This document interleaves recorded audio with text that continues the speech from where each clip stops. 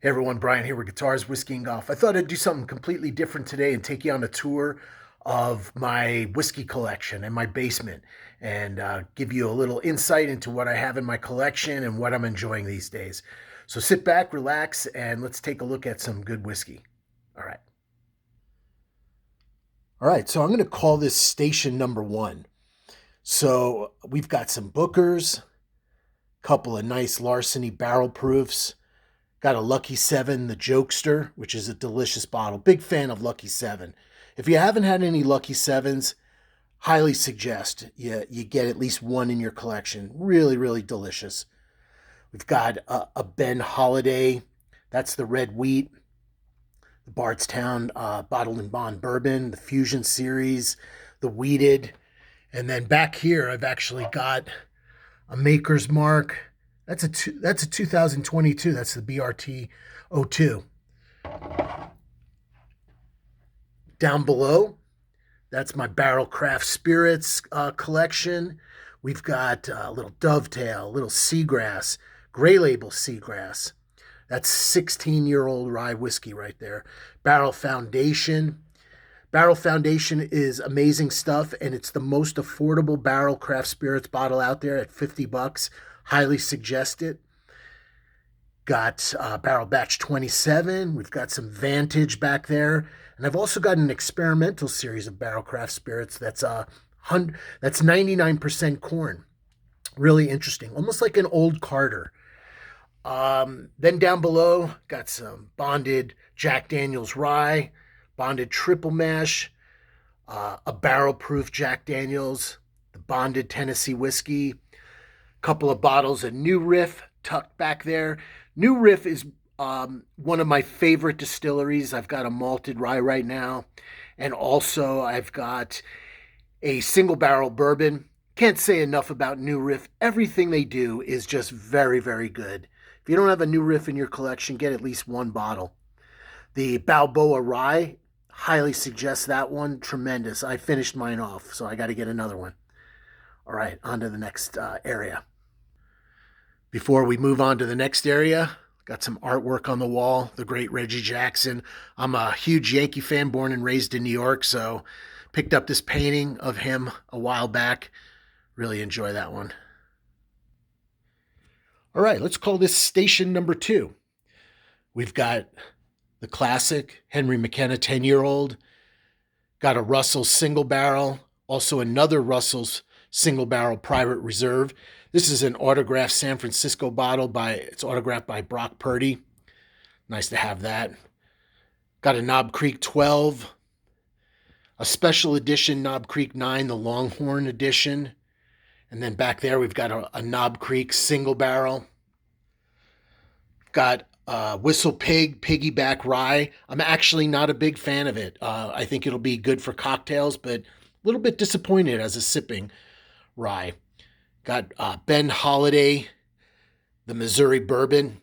Really excellent. I'm a big, big fan of Ben Holiday, the bourbon. Stranahan's American Single Malt. We've got a Wild Turkey Rare Breed. That's a must-have, of course. We've got a couple of Four Roses single barrels. They're really good depending on your palate. They tend to be very spicy, but they're delicious sipping bourbons, no doubt about that.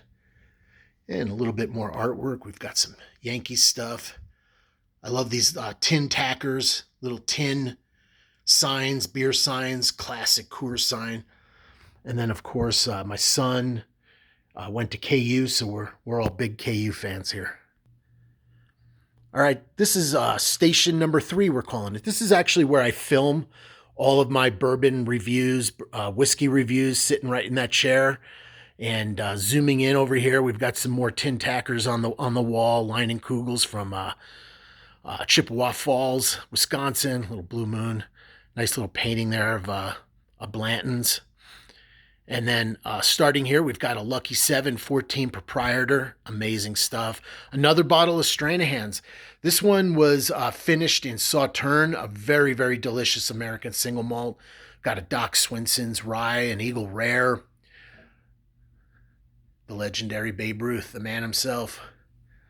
Then we've got some Elijah Craig's. We've got a barrel proof, a toasted, and then a private barrel select as well. And another tin tacker right there. Moving down to this section, I have some additional bourbons and ryes here, but this is kind of where I keep all my um, scotches and Irish whiskeys. But starting with some bourbons, we've got an Old Forester 1920, then we've got a Baker 7, a Penelope 9-year-old, really good stuff. Loving the Penelope 9.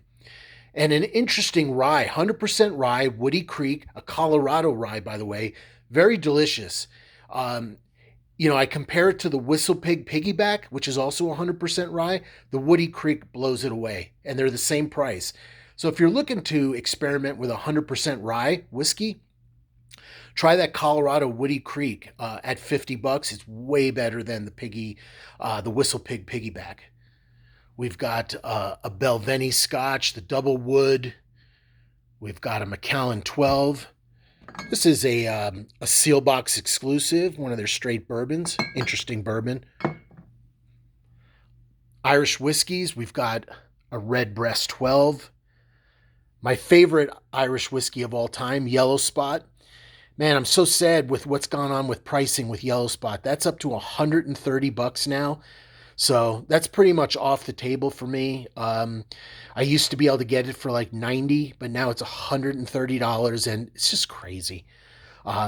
Another great Irish whiskey, Green Spot, absolutely delicious, and only $50. So I'll probably be buying a lot more Green Spot instead of Yellow Spot. An Islay Scotch, we've got the Port Charlotte, heavily peated Scotch. I don't drink a lot of that, to be honest with you. A Glendronach 12, very good Scotch. A couple of Glenmorangies. This Tale of Cake is very interesting. If you like sweet Scotches and you can find that somewhere, I'd pick it up. I drink it like as an after dinner drink on a special occasion. It's very sweet. It's finished in Tokai casks. So that's like, it's almost like a dessert wine or like an ice wine. So the Scotch is finished in the casks from Tokai wine, which gives it a very, very sweet character. This Glenmorangie is that's the 14-year-old port cask finish. It's interesting. I only drink that once in a while. It has a very unusual flavor. Sometimes I'm in the mood for it. Sometimes I'm not. All right, let's move on to station number 4.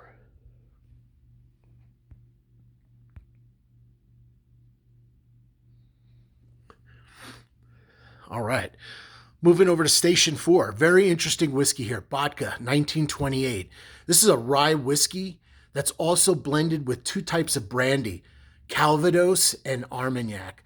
And the brandy blended into that rye is very, very brandy forward in the flavor profile. So if you like brandies, that might be a whiskey you might want to try to pick up. It's very interesting. We've got a Stellum single barrel Leo version, Nulu, French oak, another Booker's, cool piece of artwork, as well as playing the guitar. I've played drums for years, so I really love that. Got a nice Old Elk port cask finish, a couple of Sagamore Spirits, the 8-year-old and the Double Oak. Huge fan of Sagamore Spirit. If I had to name my 2 favorite distilleries right now that are not like, the mega distilleries, Sagamore Spirit and New Riff are probably my absolute 2 favorites. All right, let's go into my cabinet. Got some random stuff in here. Got an Old Forester 100 proof. Kind of use that primarily for cocktails. Got a smoke wagon back here, and a Jim Beam product, the Legion. Has a lot of Scotch characteristics. Got a Jim Beam repeal batch. Not a big fan. It's kind of a little bit rough around the edges. Got, of course, a nice Russell's 10. Got a Chattanooga 111. A Jim Beam single barrel. Got a Rebel Distillers Collection, a Milliman Green, Got a Blue Note, uncut, unfiltered. Let's see what we got tucked back here. A Pikesville Rye. We've got a Rittenhouse Rye, which I'm a big, big fan of. For 25 bucks, what an amazing rye for 25 bucks. You can sip that neat. You can make cocktails out of it. It is fantastic. Got a High West double rye back there. A Sazerac Rye. A Green River Weeded, which I'm kind of lukewarm on, to be honest with you. It's okay. An Old Tub. Nah, not a fan. Evan Williams Bottled in Bond. Really, really good stuff. Super, super good for the price. You got to have an Early Times Bottled in Bond for your bar cart. Must have. Got another Penelope back there. That's the 80 proofer. Just about finished with that. The Woodford Reserve Wheat Whiskey. That falls under the heading of one of the weirdest whiskeys I've ever bought. Quite honestly, I won't be buying that one again. I don't like it. Maybe some people out there do. It's just not for me. Very, very odd tasting whiskey. Down here, we've got, what do we got down here? Wild Turkey 101, of course. Must have for your bar cart. Little Hennessy over there if you like brandies and cognacs, etc. So, that's it. That's my basement. Got a nice American flag painted on wood there. And a little look at kind of the basement for guitars, whiskey, and golf. All right, everyone. Thanks for joining me. Take care.